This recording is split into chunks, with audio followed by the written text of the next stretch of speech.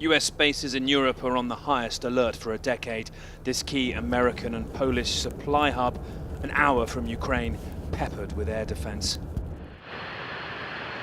And this Ukrainian cargo plane from Norway, a major part of NATO's weapons supplies to Kiev. You're watching an odd paradox. The largest, loudest arming effort of our times, happening in near secrecy, fences obscuring what they can. The main reason? The threat of Russian sabotage. Persistent, real, growing across Europe along the supply lines to the Ukrainian border here. Well, supply hubs like these have never really been more vital for Ukraine trying to hold the front line. But a senior NATO official has told me of a 6 to 9 months effort by Russia to sabotage NATO weapon supplies into Ukraine. A fair bit of it going right down these tracks.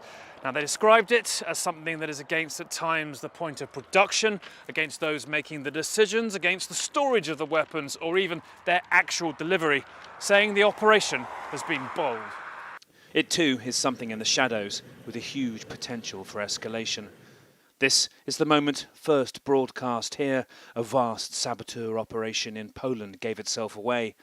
Caught on camera is Maxim, a 24-year-old Ukrainian living here, recruited online by Russian agents who first just asked him to daub anti-war graffiti, filmed buying a lot of energy drinks, a move that led Polish agents to arrest him and 15 others because he dropped a receipt from here at a crime scene.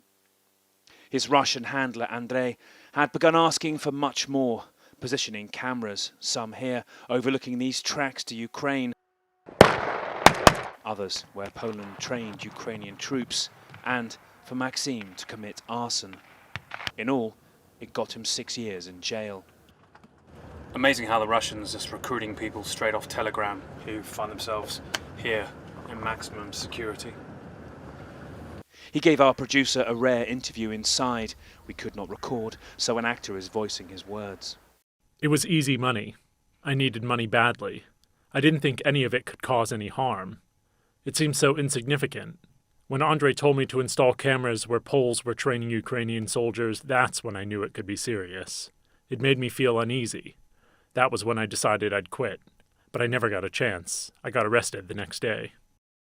Put together, suspected Russian sabotage is quite widespread, with arson around Poland, at an ammo depot and even a shopping centre. Concerns voiced over a fire at a key Berlin metals factory. Czech officials have pointed at Russia over railway hacking. France arrested a pro-Russian separatist plotting to blow up a Paris hardware store. And last month, intelligence chiefs warned on a Swedish island close to Russia there was an increased risk of sabotage of weapons bound for Ukraine. But it gets fiercer here, right next to Russia in Estonia. Russia's appetite to disrupt led them, at this tense border crossing, one May night, to sneak out in these thermal camera images and remove the buoys marking where Estonia ends and Russia begins, literally removing the border. Tank traps and razor wires speak of how bad it's got. Estonian GPS signals had been jammed in the skies above. Russians film us, filming them. Your job is also to filter out any of the Russian agents who might be being used to come and do hybrid attacks, right? All the time, 24/7, and trying to filter those people out. I think the Russians now are trying to see how we will react to different things. Security officials say Russia is using amateurs here too. 10 people arrested in February after an attack on the Estonian Interior Minister's car. Fears the Ukraine war may, in the future, make Russians more aggressive still. We saw a significant rise in their activity in the last autumn. We have seen it moving towards physical attacks. Yes, they are at the moment more against property. There are people who take part in the war against Ukraine. They have war experience. Their mindset is more violent. They are perhaps not so patient anymore, trying to get results. A shadowy standoff where the unthinkable, in a matter of months, becomes reality.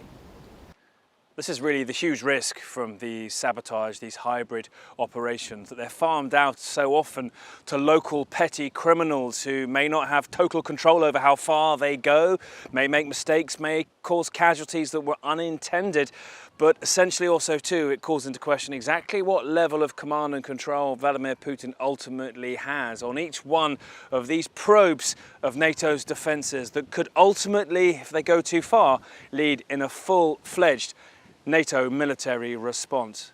Paton Walsh, CNN, Narva, Estonia.